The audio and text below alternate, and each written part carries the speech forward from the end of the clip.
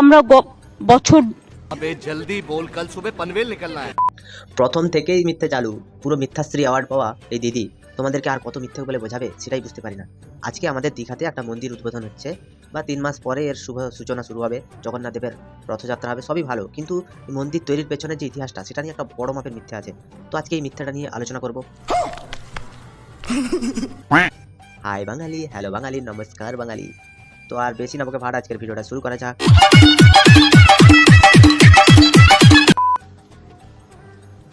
কয়েক আগেই সিদ্ধান্ত নিই দীঘায় ঘুরতে ঘুরতে প্রথম মিথ্যেটা দিদি আজকে বলেই দিল, এরপরে আরো কত হাজার হাজার মিথ্যে আসবে, কোনো ঠিক ঠিকানা নেই। যে আমরা সমুদ্র সৈকত সরণিতে একটা জগন্নাথ মন্দির করব। জগন্নাথ দেবের মন্দির হচ্ছে দীঘায়, এ তো খুব খুশির কথা, কিন্তু দিদি আজকে একটা ইন্টারভিউতে এমন কিছু কথা বলেছে যেই কথাগুলোর কোনো ভিত্তি নেই, শুধু মিথ্যে কথা। এই মন্দিরটা তৈরির পেছনের আসল কারণ কি সেটা জানলে সবাই চমকে উঠবে। পুরীর মন্দিরে মমতা বন্দ্যোপাধ্যায়ের পুজো দেওয়ায় আপত্তি তুললেন সেবায়েতদের একাংশ।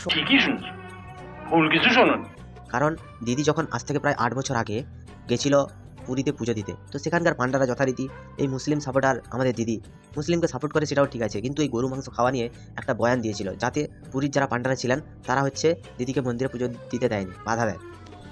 তখন আমরা প্লিজ আমাকে ক্ষমা করে দাও প্লিজ। ক্ষমা করেই বা কি হবি আর না করেই বা কি হবি, যা হওয়ার তা হয়ে গেছে। তারপর সরকারের তৎপরতায় পুজো দিতে দিয়েছিল। अच्छा ठीक है। ঘুরতে ঘুরতে যে আমরা সমুদ্র সৈকত সরণিতে একটা জগন্নাথ মন্দির করব। সেটা ঠিক আছে, কিন্তু দিদি আজকে যে মিথ্যাটা বলছে, দীঘায় ঘুরতে ঘুরতে ঠিক করলাম জগন্নাথ দেবের মন্দির বানাবো। হ্যাঁ ঠিক আছে, তা বলে জগন্নাথ দেবের মন্দির কেন? পাশের রাজ্যেই তো জগন্নাথ আছে, তো এখানে জগন্নাথ মন্দির করার কি প্রয়োজন ছিল দিদি? মিথ্যেটার অন্য কাউকে কি বলো, তোমার মিথ্যে ধরা পড়ে যাচ্ছে। লোকজন কি খানা না কিবে সালা?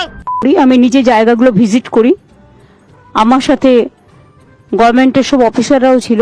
ওরা তো গভর্নমেন্টের অফিসার নয়, ওরা হচ্ছে বড় মাপের চোর। কোথায় দিদি 10 টাকা লাগাবে সেখান থেকে 8 টাকা ঝেড়ে দেবে, 8 টাকা ঝেড়ে দিয়ে বাকি 2 টাকার যে কাজ হবে তাও আবার সেখান থেকে 1.5 টাকা লোকাল নেতারা খেয়ে নেবে।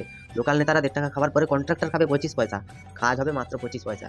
এটাই হচ্ছে সরকারের হিসাব, এই হিসাবে আজ পর্যন্ত সরকারটা টিকে আছে। এবং পুরীর সাথে নিশ্চয়ই আমরা তুলনা করব না।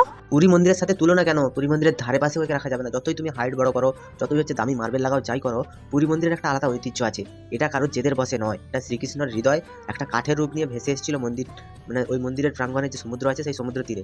তখন সেখান থেকে রাজাকে স্বপ্নাদেশ দিয়েছিলেন শ্রীকৃষ্ণ যে আমার হৃদয়টা এখানে ভেসে এসেছে, তুমি একটা এখানে প্রতিষ্ঠা করো মন্দিরে। তো সেই মাপেই সেই রকমভাবে রাজা তার মন্দির তৈরি করেছিলেন, সেটা ঠিক ছিল। কিন্তু এখানটা হচ্ছে দিদি গেছিল ওখানে, ওখান থেকে দিদি ভেসে ভেসে এসেছিল, দিদি ভেসে এসে এখানটায় মন্দির বানিয়ে দিল। কি অবস্থা!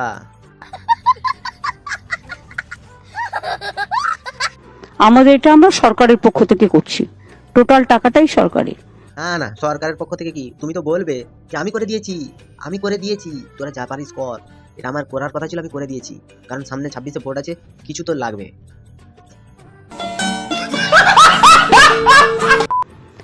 জায়গাটা অনেক বেশি আছে এখানে। হ্যাঁ এইটা ঠিক, জায়গাটা অনেক বেশি আছে, কারণ ওখানটা অলিম্পিকের খেলা হবে। ওই খেলাতে আজ পর্যন্ত যে কেউ অলিম্পিকে সোনা পায়নি, আমাদের ঝাড়গ্রামের ছেলেরা সোনা নিয়ে ওখানে দৌড়াবে। এটাই হচ্ছে দিদির স্বপ্ন, এই স্বপ্ন স্বপ্নই থেকে যাবে, বাস্তব কোনোদিন হবে না। आनंदी জেদের বসে তৈরি করা একটা মন্দির, ওটা দেখতে সবাই নাকি আসবে। ঠিক আছে, এলে আমাদের পশ্চিমবঙ্গের কিছু উন্নয়ন হবে, অর্থনৈতিক কাঠামো বৃদ্ধি পাবে, সব ঠিক আছে, কিন্তু এখানটা একটা প্রশ্ন যে রাম মন্দির তৈরিতে তাহলে এত বিরোধিতা কেন ছিল? এখানকার সব থেকে বড় প্রশ্ন হচ্ছে রাম মন্দির তৈরিতে বিরোধিতা কেন?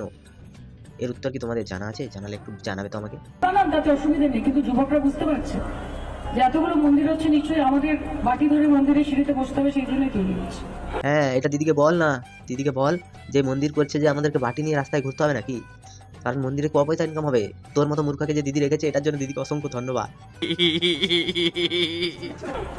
কারণ চাকরি নেই, তো পড়াশোনা নেই, কি আছে, শিক্ষা নেই। পশ্চিমবঙ্গের শিক্ষা আর চাকরি এ দুটো হচ্ছে পুরো ফুল দমে চলছে। চাকরি প্রতিদিন লক্ষ লক্ষ লোকের হচ্ছে, আর পড়াশোনা পড়াশোনা তো আমাদের রাজ্য থেকে IPS IAS এত পরিমাণে বেরোচ্ছে যে ভারত সরকার চাকরি দিতে পারছে না। এই চাকরি দেওয়ার জন্য ওরা আবার নতুন নতুন জায়গা দখল করছে, যেরকম ভারত বাংলাদেশ দখল করতে চাইছে কিছু মিডিয়ার কথায়। বাংলাদেশি মিডিয়া, আমরা নয়, ভারত বাংলাদেশ দখল করে সেখানটায় চাকরি দেবে, টেনশন করিস না। অন্য নেই। অন্য নেই, অন্য কোথা থেকে আসবে? অন্য তো লাগাও, আজকে খালি পেটে এসছে এখানে ভাষণ দিতে। লাগাও, যদি তুমি যদি বলো দিদিকে যে মন্দির করে কি হবে, 250-300 কোটি টাকা খরচ, এই জায়গায় কিছু জনকে চাকরি দিলে তাদেরকে কিছুদিনের স্যালারি দেওয়া যাবে। সব জায়গায় সিভিক নিয়োগ করলে হয় না, তারপরে দেখবে কোথায় সিভিক মুখ্যমন্ত্রী নিয়োগ হয়ে গেছে, ধরতেই পারবে না। এইটাও সম্ভব। প্রত্যেকটা সবকিছু কিন্তু এই পশ্চিমবঙ্গের বুকে মমতা বন্দ্যোপাধ্যায় স্থাপন করছেন, সেটা আপনারা করেন। একদম ঠিক বলেছো দিদি। সরি দিদি নয়, তুমি লাগাও তোমার নাম। হ্যাঁ একদম ঠিক বলেছো, লাগাও। কারণ পশ্চিমবঙ্গ এর আগে পশ্চিমবঙ্গ ছিলই না, এটা পাকিস্তানের একটা অংশ ছিল, যেখান থেকে দিদি নিজে তীর ধনুক চালিয়ে লড়াই করে ওটাকে একটা রাজ্য বানিয়েছে। তার এই জিনিসটা আমার সব থেকে বেশি ভালো লাগে, এই জন্য আমি তোমার ডাই হার্ট ফ্যান। যতদিন বাঁচবো তোমার ফ্যান হয়ে বাঁচবো। পশ্চিমবঙ্গ এখন মানে পৃথিবীর মধ্যে সব থেকে অর্থনৈতিক রাজ্য হিসাবে, মানে সব থেকে ভালো রাজ্য হিসাবে ঘোষিত হবে। আর সেটা কোথায় হবে? চাঁদে। পাশের রাজ্যে পুরী মন্দির, আবার এখানে হচ্ছে জগন্নাথ দেবের মন্দির।